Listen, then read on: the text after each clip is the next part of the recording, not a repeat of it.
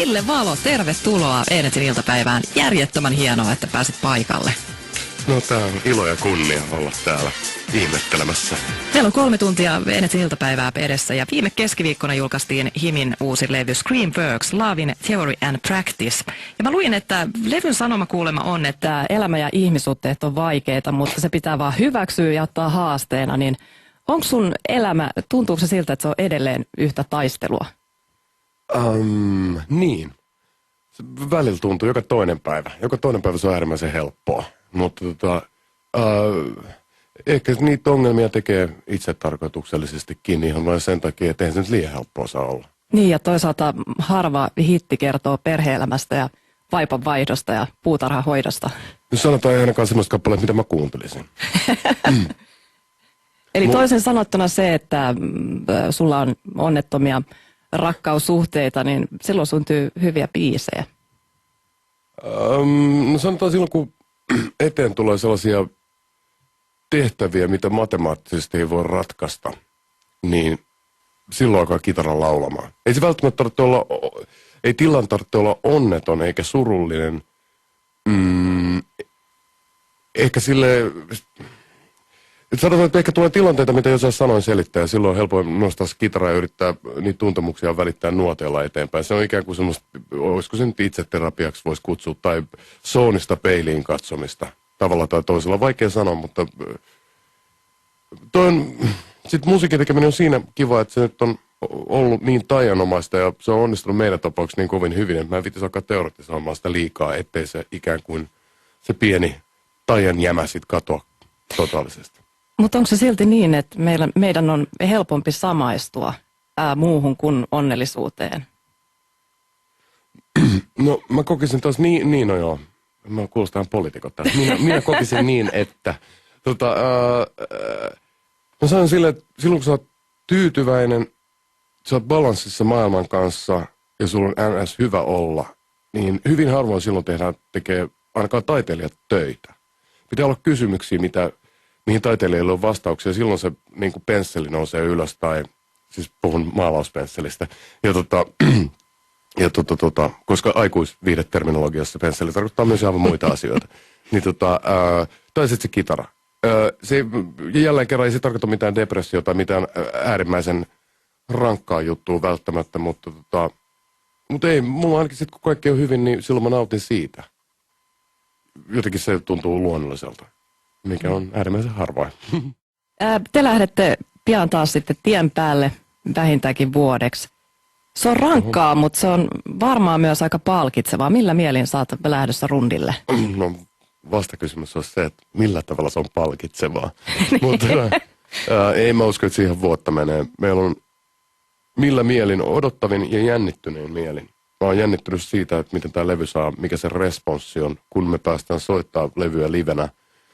Mistä kappaleista ihmiset tykkää vai tykkääkö ne mistään. Me ollaan yleensä oltu semmoinen interaktiivinen yleisöä palveleva jukebox siinä mielessä, että mielellään muutetaan settiä ja biisivalikoimia vähän sen mukaan, mitä ihmiset haluaa kuulla, koska ne kuitenkin ne tiketit maksaa. Mutta meilläkin on tässä tilanteessa, meillä on 7 levyä, mistä on vaikea blokata, että mitkä nyt on niitä. Ei voi tietää, mistä ihmiset tykkää. Nyt tästä pikku näpärtelyä aluksi ja sitten jännittää perhosia vatsasia hälyttömästi, mutta sitten paras on olla ajattelematta asiaa turhan paljon. Mikä siinä jännittää? Se, että on uutta materiaalia mukana vai mikä se juttu on? Koko hoito. Jännittää se, että yhtäkkiä taas sä oot joka päivä uudessa kaupungissa.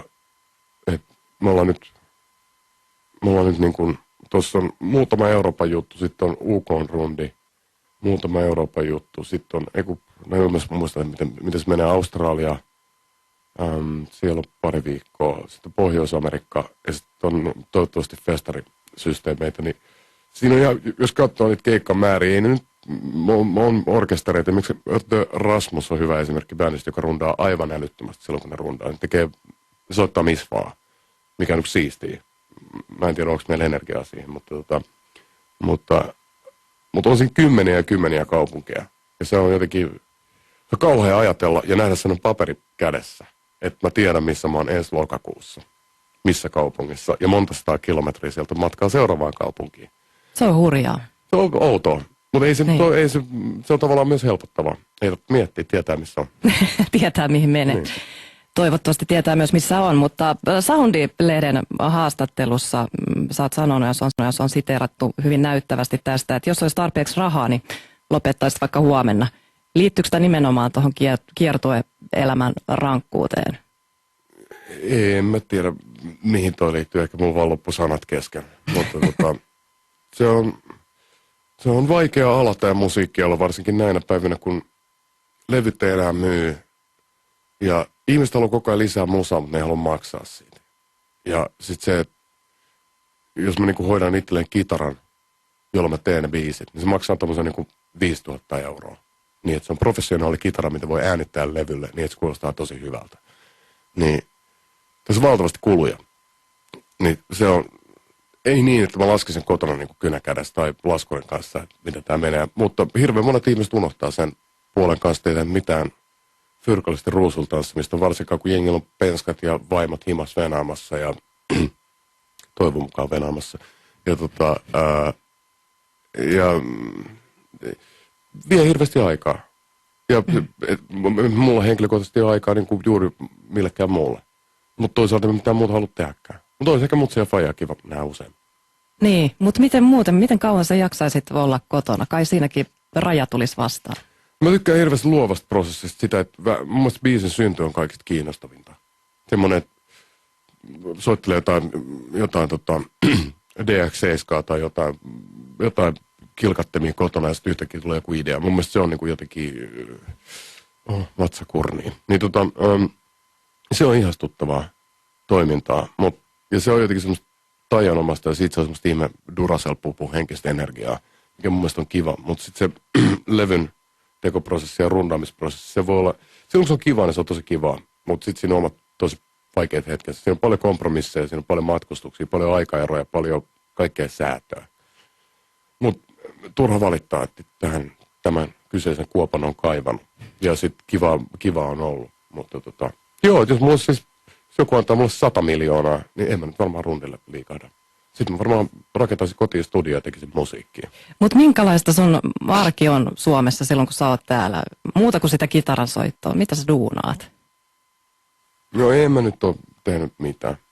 Mä oon yrittänyt pitää pari päivää vapaana, niin mä olen yhteydessä levyyhtiön Kaliforniaan ja yhteydessä Seppoon, Westeriseen managerimeininkiin liittyen ja ei siis töitä. Jos mä käyn kaupassa ja sitten ostaa jotain tomaattia. Tomaattien hinnat on ihan käsittämättömiä nykyään. Kotimainen tomaatti, yksi tomaatti maksaa 70 senttiä, mikä on mun mielestä sairaaloista. Mutta joka tapauksessa niin hyvin vähän aikaa tehdä mitään. Mulle loma on se, että pääsee tekemään musiikkia. Se pääsee niinku tekemään ja luomaan. Se on musta ihan sikakiva. Avaa tietokoneet ja sulla on kaikki värpättimet ja vermeet ja systeemit ympärillä ja sit antaa vaan tilanteen viedä yhtäkkiä sä huomaat, että 12 tuntia on mennyt ei mihinkään. Mutta sun elämästä suuri osa kuluu tosiaan ulkomailla. Onko se saanut sut katsoa Suomea uusin silmin? Minkälaisia havaintoja sä oot tehnyt? No, se on yllättävää, kuinka monet ihmiset on innostunut Suomesta meidänkin orkesterin kautta. Se on ollut yllättävää. Aika monethan ei tiedä tästä maasta juuri mitään, mikä on mun mielestä ihastuttavaa. Tai ikään kuin tuonne pieni salaisuus, mikä on mun mielestä niin kuin fantastista. Ja sitten se, että tämä koetaan jotenkin vähän myyttisenä paikkana. Älä kysy multa miksi. Mutta jotenkin, että tämä on vaikeasti käsiteltävissä. Jotenkin alueena tai jotenkin muuten. Itse kun mä näen, siis mulle Helsinki on koti ja siis se, että on treenikämppä täällä Mutsify ja Pikkubroidi.